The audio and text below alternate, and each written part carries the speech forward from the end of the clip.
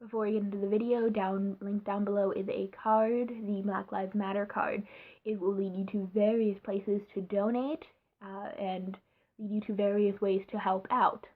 This is not something we can stop talking about. We have to keep talking about it. Share whatever resources you can, boost and uplift Black voices, and don't stop.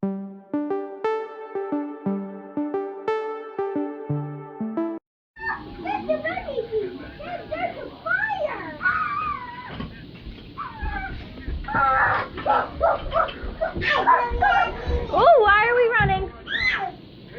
Fire in our house. Oh, there's a fire. Amelia! It's okay. It's okay. I'll fix it. Don't, hey, Weston, he's a little kid, okay? It's okay. I can fix it. Weston, it's okay. Stop. Everybody stop. Calm down. No. Am I finally filming the intro for this? Yes. Okay. So it is 3 p.m. EST on July 11th. That is almost 20 hours after the readathon began. Didn't say this. This is for the Becca's Bookopoly readathon. If you're unaware what this is, it is a readathon created by Becca and the books based off her TBR game, Becca's Bookopoly. What is happening is that this is a 40-hour readathon, and every 12 hours she rolls the die and then uses the die to get a prompt. I'll have a link for her announcement video in the cards up here. Up here, it's my left, I think. Yeah, it's my left. So it'll be up here. So there are 2 possible prompts you can choose from each time it is rolled. The first prompt I went with was to read a speculative or a paranormal book.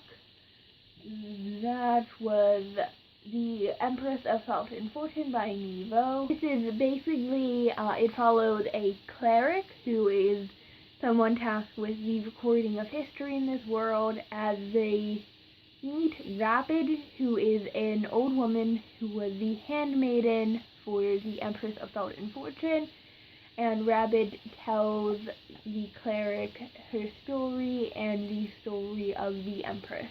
I enjoyed it quite a bit. I haven't marked it on Goodreads yet because I just remembered Goodreads was a thing.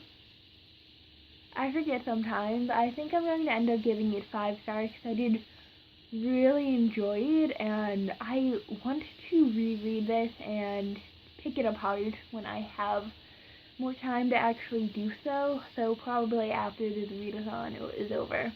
The other prompt for this was a chance card. For this, you'd either pick one or the other. So for this, you would have a list of books you wanted to read and a list of books you were less excited to read, and you would randomly select one. You would be a vote, or you could do a random number generator. I did not want to bother with that, so I didn't. The next set of prompts were pick a book that is culturally diverse, or to pick a book that a viewer has recommended to you. I ended up going with the culturally diverse thing, which is why I am reading Eyes Bottle Dark with a Mouthful of Flowers by Jake Skeets. This is a collection of poems by a indigenous author. He is Blackstreetwood and Danae. This is also a nominee for the Lambda Literary Awards in Poetry, the most recent awards. I am really enjoying it so far. The poetry is really powerful, and the imagery in here is some of the most beautiful I've seen so far, and I wish there was more, but I have about 30 pages left. There's only about 70 pages worth of poems in here.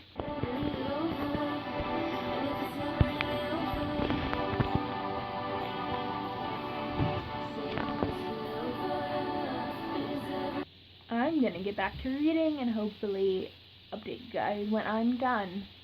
When I finish this, what I'm probably gonna do is do some Instagram lives because I have a book club now.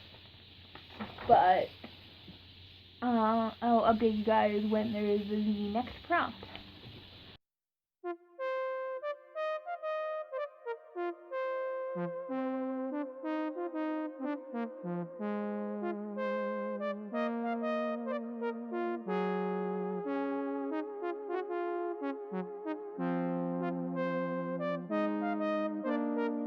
In a shocking turn of events, I did not, in fact, update you guys.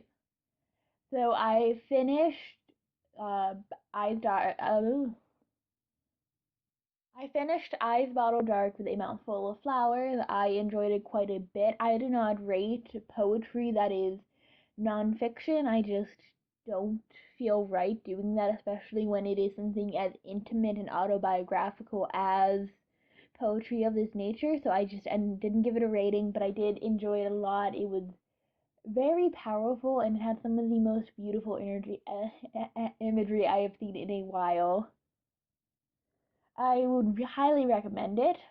So after this, at around 7 p.m. EST my time, there was a roll, and for that one, it was a viewer recommended book, or it was a thriller. What I ended up doing was reading The Guest List by Lucy Foley. This was the June pick for the Literally Dead Book Club, which is hosted by Kayla from Books and Lala. I didn't end up reading this during June. I didn't read the pick before that either. I've kind of fallen behind with the Literally Dead Book Club, and it makes me sad.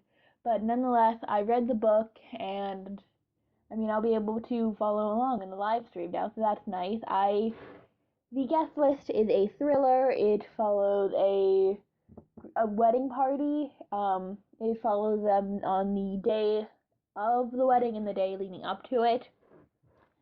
They are on the night of the wedding, someone is killed, and we don't know who, and we don't know who did it, and it's basically leading up to that event when we establish who the characters are, what their motives for murder might be, and that's how it goes. And I absolutely hated this book. I gave it 2 stars.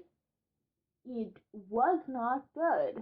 I just think a lot more could have been done with the story. So I guess spoiler warnings and trigger warning for discussions of not necessary, trigger warning for sexual abuse and for trigger warning for sexual abuse, discussions of abortion, and mentions of suicide. So basically what happens is that we find out that the man that is killed is the groom. I don't remember his name. I don't care. And we find out that he was murdered by the wedding planner. Essentially, he was murdered by the wedding planner, and so the wedding planner lured him to the remote island they were on, by offering very, very cheap prices for the venue and all the other wedding costs, so they would front a lot of the bill. And she lured him out there to kill him, essentially, because at first she just wanted to talk, because it turns out that in a hazing-like incident gone wrong, he and his friend murdered her brother. And so she wanted to figure out what happened, and she ended up killing him. But we also find out he's a colossal dick in other ways. He had a relationship with his wife's much younger sister, got her pregnant, and then completely abandoned her, and she had to get an abortion on her own, like, did not offer any support for her. Then we find out that he posted the nudes of another character's sister, I can't remember if she's older or younger, who committed suicide a few years back. And so we just get this weaving narrative about how this dude sucked and how everyone wanted him dead. And I think this would have been better if it were an actual revenge thriller. Like, it played up the revenge aspects of this book kind of in a foul and fair way. But alas, that's not what happened, and I'm just disappointed, and I just think this book could have done so much more with the premise that it had, and it didn't. Now, that was the last book I read for Becca's Bookopoly. I ended up not doing the last prompt at all. So, some stuff happened on Twitter, and I just didn't want to read. I wanted to read, I just didn't want to fulfill the prompt anymore, and I kind of just wanted to enjoy my day. And so I ended up, I just stopped the readathon, and yeah. Overall, it was a very fun experience. I had a lot of fun doing the readathon, and I am very excited for the next rendition of Becca's Bookopoly-a-thon, and I will see you guys in the next video. Bye!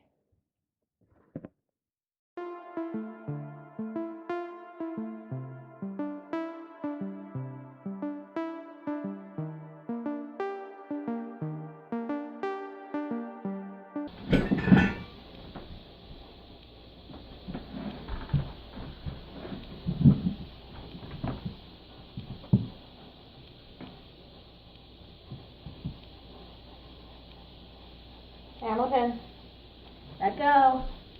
Let go.